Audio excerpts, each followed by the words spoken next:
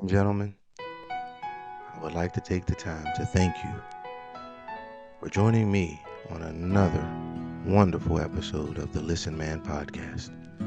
You know, the show that is for fans by a fan. Here we are on our 10th episode, and I'm just so grateful that you're willing to take this journey with me as we travel down the Listen Man road.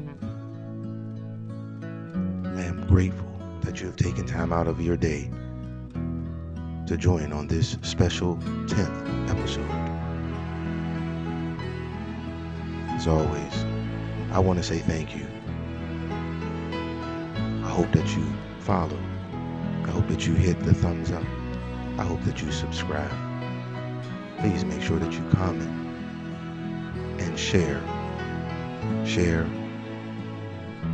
and share some more with any and everyone who loves sports. Send them my way. I will take good care of them.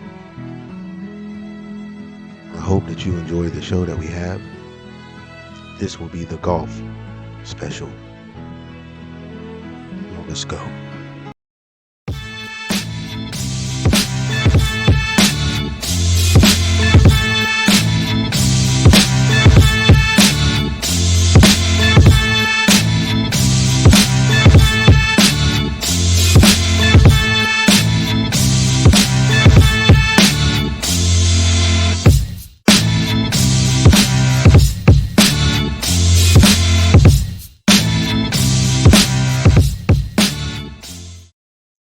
Hey, what's going on, family? Welcome to another edition of the Listen Man podcast. I'm your host, Kevin, aka Kevy Kev, aka Big Kev, aka you can call me whatever you want to as long as it sounds cool and it starts with a K. Man, we're on episode 10 already. So for me, I feel like this is already a milestone because when you look at starting a show like this, most of them say that they tap out after episode 3 because in most cases you don't see the numbers that you want to see from the very beginning. Sometimes we have high expectations. Maybe we have a few thousand followers or more on Instagram or Facebook or whatever. So we expect all of those people to follow us right away, and so our numbers should jump. Well, I'm here to tell you it doesn't happen like that. I wish it did, but it doesn't. So people get frustrated and they say by episode 3, they look at the analytics and then they just tap out. Well, we ain't built like that over here. We're going to keep pushing. We're going to keep making the Listen Man show, the show for the fans, right? We're going to make the fans' voice the loudest voice that's out there. And I can only do that with your help. So hopefully you'll continue rocking with me. I appreciate you taking time out today. You see, I got the polo on. So that means that it's the golf episode, right? I'm looking like I'm ready to go hit the greens, go get my 9-iron, go get my putter. Those are the only ones that I know. So that's the only ones I'm going to speak on. But it's the golf episode. That's what it is. Man, so I'm so excited because I've been wanting to talk about this for a while now. But we're going to look at it a little bit differently because I know what some of you were thinking. What does Kevin know about golf? Does Kevin even play golf? Does he even watch golf? Well, you know what? I'm going to answer that question with a question for you. By show of hands, how many of you watch golf? Let me see. All right, how many of you play golf? By show of hands. Here's the one that's going to get everybody. How many of us watch golf when only Tiger Woods is playing?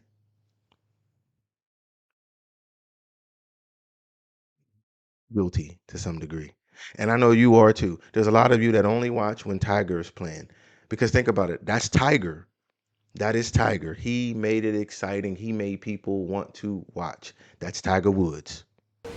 Tiger Woo, Tiger Woo. I like him. So if we're being honest, a lot of us are fair weather golf fans, I guess you could say. And even people that I know that play golf on a regular basis, very rarely when we're together do they tell me about something exciting that happened in a golf match that they just watched. So golf is one of those unique sports to me that unlike basketball and football and baseball, very rarely do you hear people talking about highlights from certain golf matches. So a lot of people that play golf don't necessarily watch golf. They may watch tutorials and things of that nature, but they don't necessarily watch golf like that. So golf is unique to me. So you may be asking, well, what qualifications do I have to talk about golf this morning? Well, I'm going to tell you something.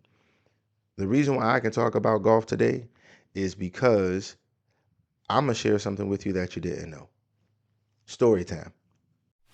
Listen.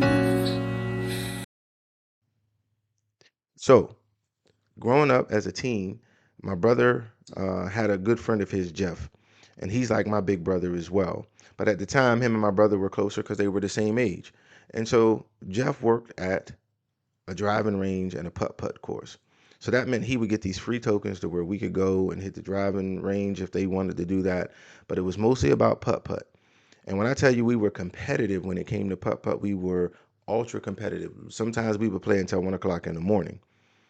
And so you are looking at the putt-putt champion of the world, the undisputed putt-putt champion of the world. Your boy, Kevin, right here, the putt-putt champ of the world. Never lost. Never lost. It's certified. It is stamped. There is no discussion about it. There's nothing needed to be talked about.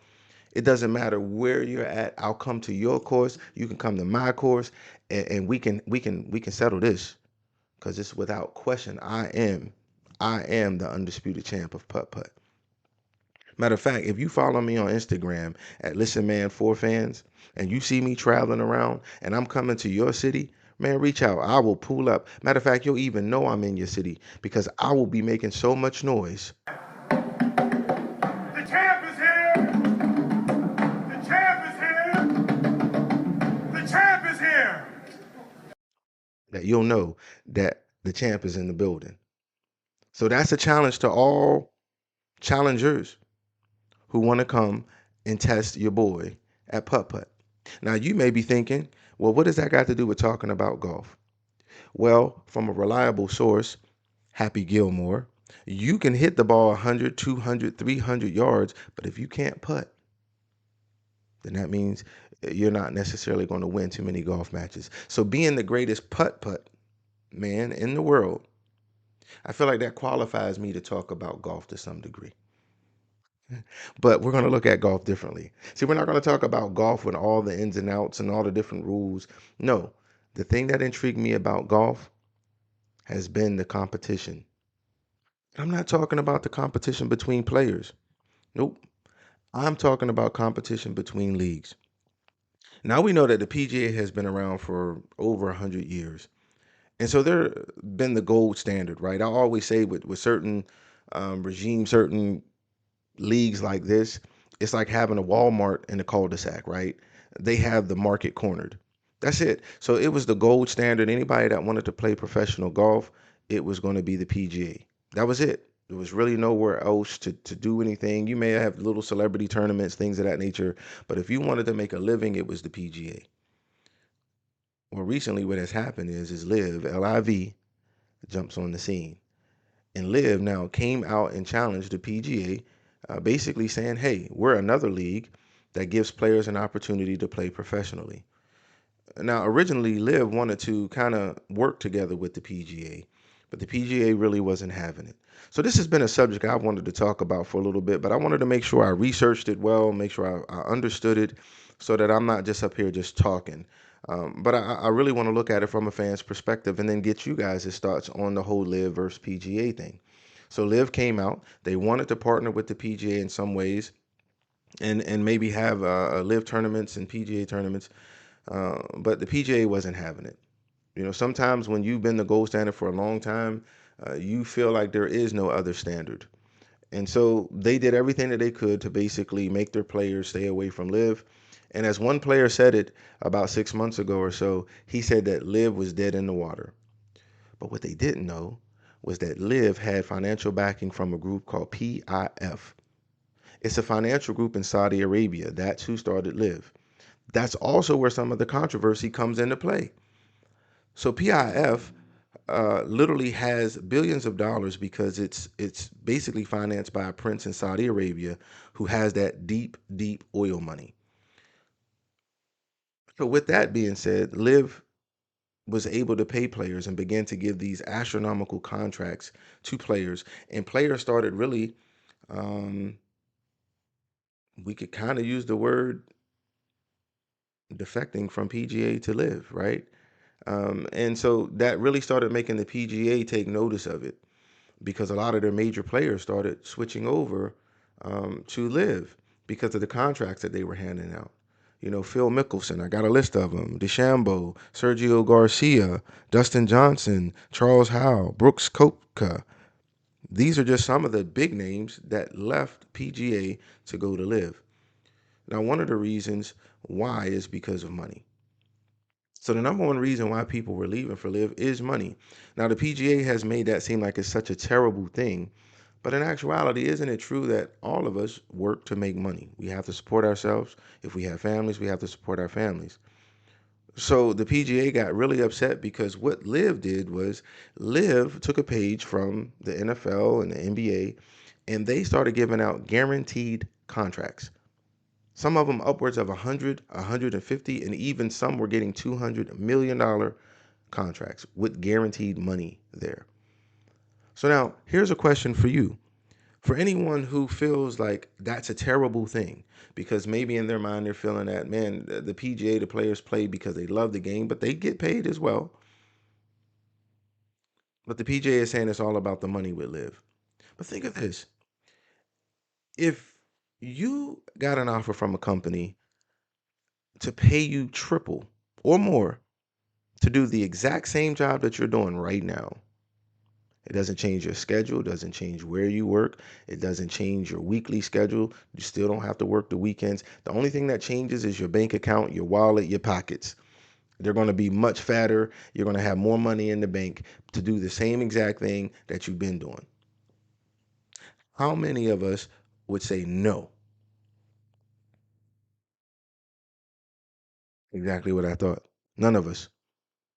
We all would take that job. We would at least consider it. And I would say probably 98% of us would take that job because we understand what that means for our family, what it means for us, what possibilities and what doors that opens up to make triple times the money to do something that we're already doing.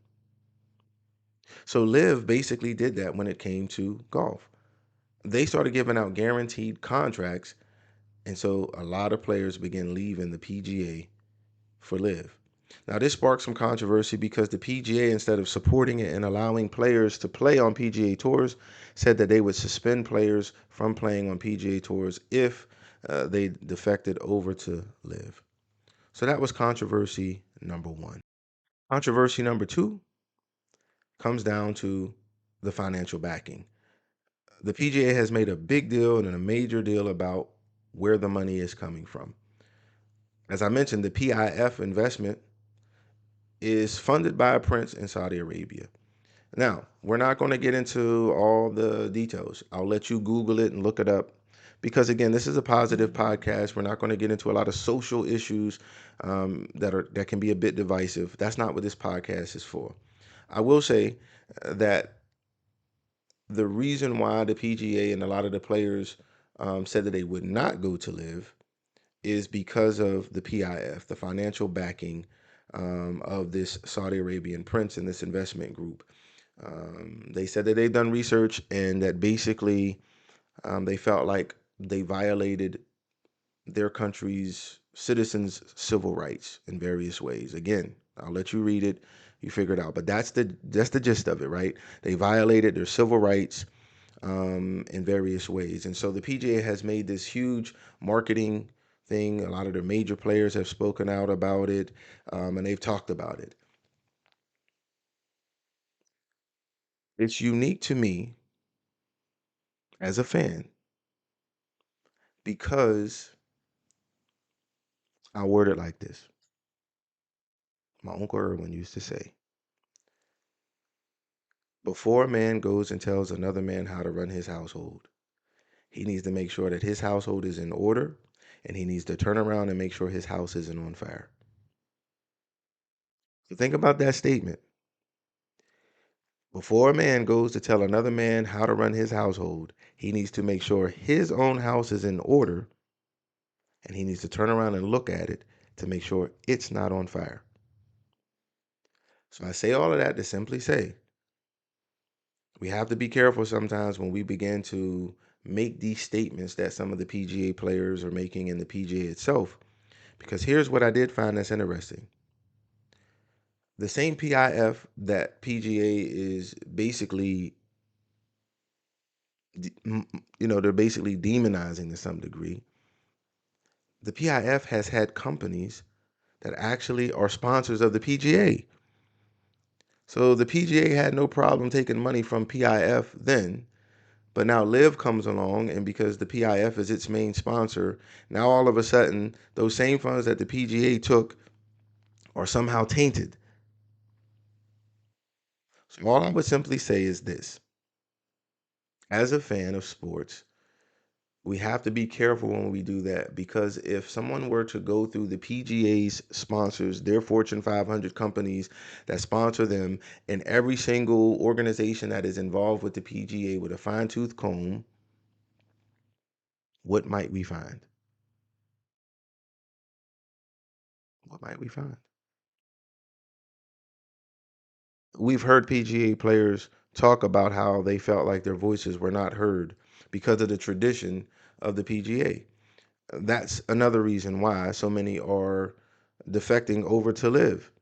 And here's what's interesting: if you want to see something kind of interesting, look at Liv's page. Man, Liv's page looks like a mixture of N1, WWE, and the NBA. The way that they have the rosters, even their pictures, you have golfers showing off their tattoos all over their arms. Like, it looks fresh, it looks bright, it looks exciting, right? They have one-on-one matches that they have up there that you can watch between some of the best golfers, in different locations. So Liv has essentially said, we want this to be a players league. We want to listen to what the players are saying, and as we listen to them, we'll make those adjustments in our league. Whereas on this side, the PGA kind of has said tradition trumps everything, right? That's what they say, and so the players lamented it, and so the players decided, hey, yeah, a lot of them, we're going to go play for Live. Another reason why players have left is not just their voices not being heard, but there's a huge disparity between, say, the top 10 or the top 20 in the PGA as opposed to those below, especially when it comes to money. So you could be a professional golfer, you could even be a golfer that plays on the PGA Tour, but there's a huge disparity between what you will make and what some of the top 5% of the PGA will make. And so a lot of the players lament about that. So, for example, if you are the number one golfer coming out of college, instead of you being praised and touted and giving some sort of contract for being the best in college sports coming into the PGA, you still have to basically prove yourself, which that's okay. That's sports. You should have to prove yourself day in and day out. Nobody should get comfortable. But at least in the NFL and in the NBA, to some degree, the contracts are different for the top five picks. Now, sometimes those picks don't turn out to be good, but for the body of work that they put together in college, it deemed them worthy to receive a little bit of carte blanche compared to their peers. The PGA doesn't have that. So that's another aspect. Something else that the PGA does: the PGA has cuts. So you literally have to make the cut in order to play on a lot of the majors. What Liv did is Liv said, we're not having cuts. If there's 48 players that are playing in this tournament, they're going to play starting Thursday all the way through Sunday. Now that's unique to me because as a fan, we want to see competition. And anybody that played any form of sports knows that you can have an off day. I know I've had days to where, man, I couldn't throw a basketball into the ocean. It still would hit the beach. And it might be that way for 2 hours playing. But then the last two games, I get back to my normal self. Or maybe the next day, I get back to my normal self. So everybody has had off games, right? Same thing in golf. But if you have an off game during a major, you don't make the cut. You don't get continue to play the last three days or so. Would that be taking away some of the excitement from golf itself? Think about it like this. In the NCAA, isn't it true that every single year there are teams that that barely make it into the tournament, but they get hot at the right time, and then they do long runs. We seen the Butlers make it all the way to the finals, even win the finals because they got hot. But all season long they struggled. Even in their conference tournaments, maybe they struggled. They didn't look like they should be there, but they got hot. That breeds excitement. And so I think Liv might be on to something with that, and maybe the PGA will follow. At the end of the day, though, in the golf world, they want to make it Live versus the PGA. As fans, we just want to see competition.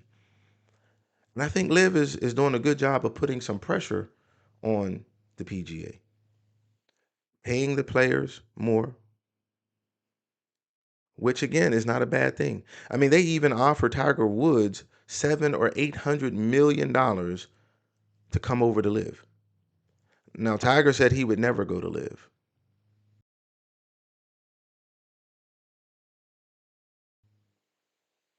Tiger,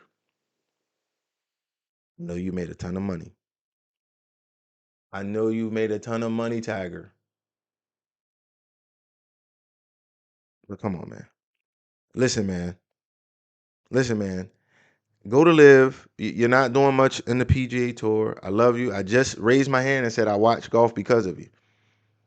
But bro, go ahead and take the money. If you don't need the money or don't want the money, I'll give you my bank account, and you can just wire some of it to me. And I'll make sure I spread it to any other people that I know who could use a few extra million. But go ahead and jump on over to Live, man. Take that money. That's how we would feel as fans, right? That's how I feel. So Live is paying players. They're listening to players as to how they see the sport, how they want to see the sport moving forward. And so to me, it's kind of put a little pressure on the PGA. Now, they always say that pressure bust pipes or it makes diamonds. In this case, I will say, I think it's making diamonds when it comes to the PGA. Because have you noticed, like I have, that over the last few weeks, you see more PGA commercials than I can ever remember. And they're showing the players, they're high fiving kids, they're screaming and yelling, they're throwing their clubs, they're showing excitement. The commercials are a lot more vibrant with the music. So the PJ may not want to admit it, but to me, that's the Live effect. They're trying to appeal now to a broader audience that Live is appealing to. The younger demographic that is playing golf now. Now you have guys in their 20s, their 30s, their 40s. They're young, but they play golf. But they may not want to adhere to the old traditions of things. You can respect those things, but they may not want to. So Live is appealing to them, and now the PGA, I think, is making and finding young diamonds in their league, and hopefully they're going to take care of them so that it can expand. The idea is to see golf grow. As a fan of sports, that's what you want. So hopefully these two heavyweights, the PGA, Live going back and forth. Maybe one day they'll be able to coexist. I know DeChambeau played in the Masters this past week, and that's a good thing. He had his best round of his career. He tied for six. And so, maybe the PGA has loosened up, allowing some of the Live players to play in PGA tournaments. That's a good thing because only good things can come from the sport. Put your egos aside, put tradition aside, and figure out ways to grow the sport. That's what it's all about. As fans, that's what we want to see. Now, I'm going to say this as well. The one thing that I honestly hope comes out of this Live versus PGA is I hope that in some way, as they're figuring out ways to market the sport and do these things, I hope that they really look at some of the communities like communities I grew up in. Now, where I live at now is it's a coastal area in North Carolina.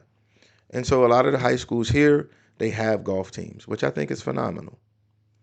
Um, but where I grew up in Pittsburgh, they didn't have golf teams. Those would be in the outskirts of the city or in private schools that may have had them because there were no country clubs in the city. Here we have country clubs right down the street. Some people live in country clubs, and so there's more access to it. That is the one fundamental issue with golf is that golf is one of those sports that you have to be able to spend money to play it. You have to. It costs to play at a country club. Clubs and the equipment that you need are very expensive to get good equipment. And then to be able to play on a consistent basis means you have to spend money at these clubs to play on the courses. So there's a huge difference in playing golf than playing other sports. You know, you think of soccer being the number one sport in the world. Why? Because all you need is a ball and a good foot, and you can play soccer. It doesn't even have to be a soccer ball. Look at basketball. All you need is a ball and something to put it in. We used to play with a volleyball and a milk crate. Cut out the bottom, nail it up onto a light pole, and we could play a form of basketball. Baseball the same. Unscrew the broom off of take the broomstick off of a broom. Tennis ball, and you got stick ball. Baseball in the street. Football the same. Nerf. Somebody in your neighborhood had a Nerf football, and you could play in the street. You could play in the grass. You could play catch. You could run. You could jump. You could do all of those things. There was no specific dress code to play those sports. Golf was different. And I even think back to some of the kids that I grew up with who weren't really fans of football, weren't really fans of basketball, but they loved being active and outside. I often think if they had access to play golf, maybe they would have. Maybe they would be some of the best golfers that we ever heard of. But because of no access, who knows? So I would love to see Live and the PGA come together and find ways to grow the sport in areas. And I'm not even going to say just urban areas. I'm going to say class distinction areas, right? Let's target uh, African Americans, Latino community, Caucasians who live in impoverished areas, or even middle class areas that just don't have the money to play a sport like golf on a regular basis. I would love to see them maybe partner with local YMCA's and Boys and Girls Clubs to maybe have certain courses that would allow them to basically have teams to where if kids wanted to learn how to play, they could learn from instructors, and then you could weed out the ones that don't want to play anymore. But man, could you imagine what that would do to the sport? To find hidden gems in these communities that stick it out, maybe end up getting some sort of scholarship to go play it at college. Or who knows? Maybe you grow the sport by putting on tournaments and then letting those ones that win the tournaments at 18, 19 years old not even have to worry about going to college. Maybe they can go straight into Live or straight into a form of the PGA to where they can support themselves. To me, that's how you grow the sport. And I know that that's breaking some of the tradition, but in every sport, the tradition gets broken some ways as time moves forward. So hopefully the sport can grow. As a fan, I love competition as you do. So as this continues to go on between the Live and the PGA, I hope that it breeds some great conversations that help the sport grow. That helps us see some faces that maybe we wouldn't see, some personalities that maybe we wouldn't see from some unlikely places. I think it would be a great, great thing. So we see some of the differences, right? Clearly, we can see that there is positives on the PGA side, right?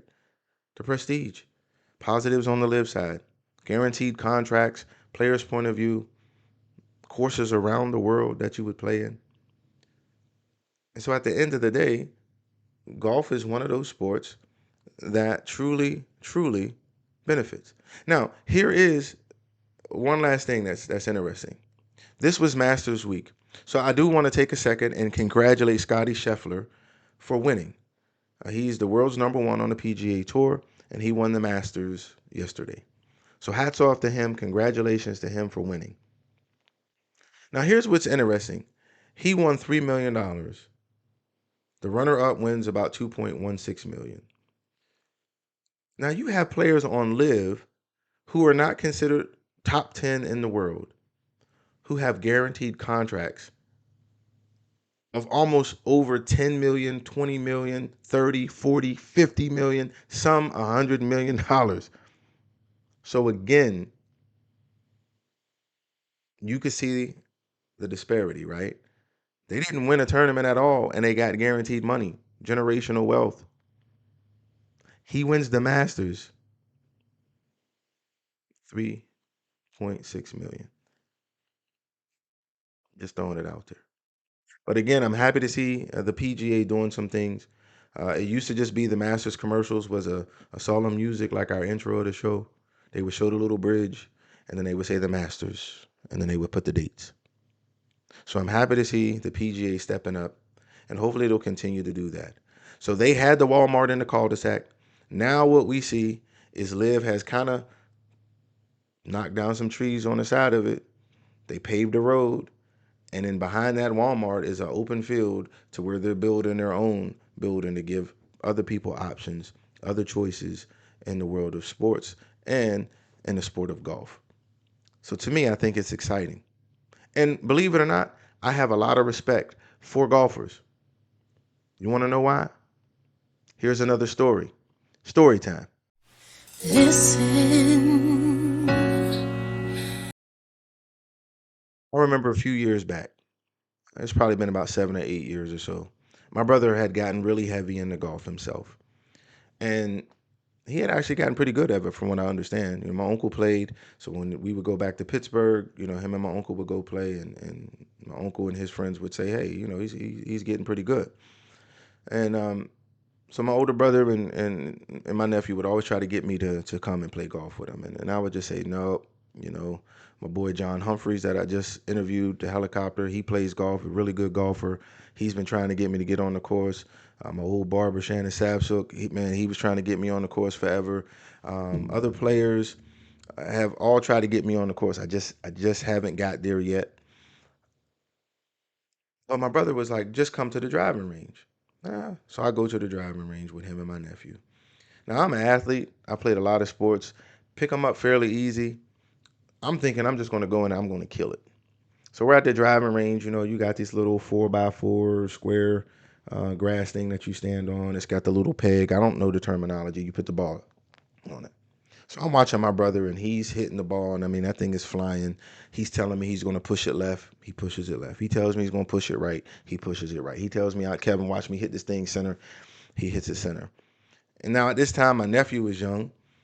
My nephew is hitting the ball. He's doing the same thing.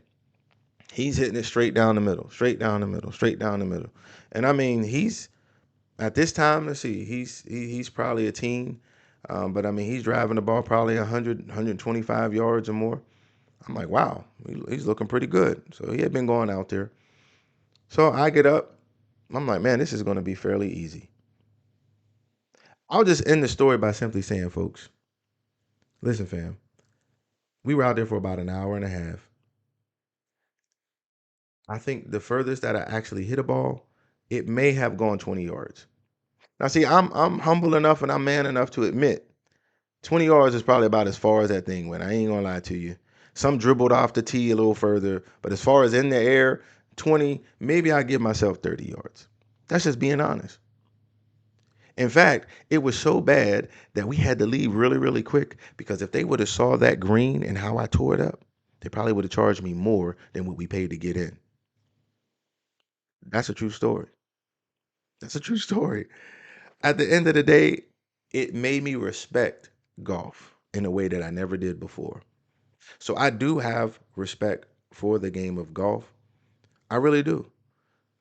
And it's the intrigue about it that makes me want to see it grow even more because I see the effect that it has on so many people.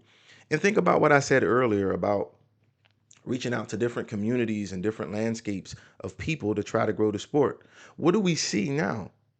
Don't you see NBA players, NFL players, baseball players, all playing golf in the off season? And they love it. They enjoy it. Well, it's because they can afford it now. But most of these guys grew up in communities like I did, maybe like you did, and they didn't have that access to it. But once they started making money, they can start playing golf. And now they love it. So when I see that, that tells me that the sport itself is fun, it's enjoyable, and that more young people would enjoy playing it if they had access to it. So at the end of the day, I'm hoping again the sport can grow. I hope that it branches out in a way that gets more young people involved in it. And ultimately that breeds competition, that grows the sport, And that makes us as fans have more to talk about and more to watch. And I think that that's a fantastic thing, don't you? So tell me what you think about it. Do you like golf? Do you play golf? This episode to me was kind of sponsored by my boy John, who's been talking about golf forever. My big bro, Jeff, who plays golf. My brother Sam out in the Durham area who plays golf. My brother, my uncles, my boy Jedediah Frazier, who plays golf. Like I said, my barber Shannon plays golf. This is the inspiration behind it. Knowing you guys and how you talk about it made me want to dig into it a little bit more and find out more about it. So I'm grateful to be able to talk a little bit about it from a different angle, right? And hoping that the sport can grow. I would love to see it. Maybe one day I'll be out on the course with you. Who knows? Now, with that being said, there's just a couple of quick announcements that I want to give. One, my brother John Humphrey, that we did the interview a week or so ago. If you haven't seen it, make sure you go back and you go check that out. It's an excellent interview into the mind of one of the best dunkers ever and one of the best professional athletes I've ever been around. But he does a golf tournament every year. Link will be in the bio. If you go on the Instagram page, I'll make sure it's up there as well for you so that if you want to participate and put a team together, reach out to him. And then I have Jedediah Frazier. He's a young gentleman in our area who is a professional golfer. He's looking to make a splash on the PGA or some tour of professional level. And so he has some things. I will send some information out. It'll be in the bio as well as to where you can go to see some information about Jedediah and some of the things that he's doing. He's a phenomenal, phenomenal golfer. I've not been on the course with him, but I've seen him. I've seen his posts with celebrities. I've seen what celebrities have said about his game. I know what John says about his game. And so I'll put some information there as he's embarking on making some moves. If you want to be a part of that journey, I'll leave the information for you. So I'm just happy to have another episode. I appreciate you guys rocking with me today. We have a little fun all the time talking about things from my perspective as a fan, and hopefully you can relate to it. I appreciate the comments. Got a lot of feedback from the comment show as well, so please make sure you continue to comment. Tell me whether or not you like golf. Tell me what you think about the LIV and the PGA. Tell me what you think about you. Do you think you'll ever play golf? I want to hear it. I want to know it. And then we'll end up coming back to this subject again, looking at golf from a different perspective. So as always say, thank you guys so very much for spending some time with me today. I hope you have a great day. Remember, stay positive. Make sure that you keep positive people around you. Don't let the negativity overwhelm you. Remember, it's always, always, always going to come back around. So even if there's bad things happening, there's good things right around the corner. You just have to stay positive, make the needed changes, and things will work out. Make sure you hit the thumbs up. Make sure you subscribe. Make sure that you follow. Make sure that you comment and make sure you share. Please share. We want to make the fans' voice, your voice, my voice, the loudest voice that's out there, and I cannot do that without your help. So again, this has been the Listen Man Podcast. Appreciate you. Let's go.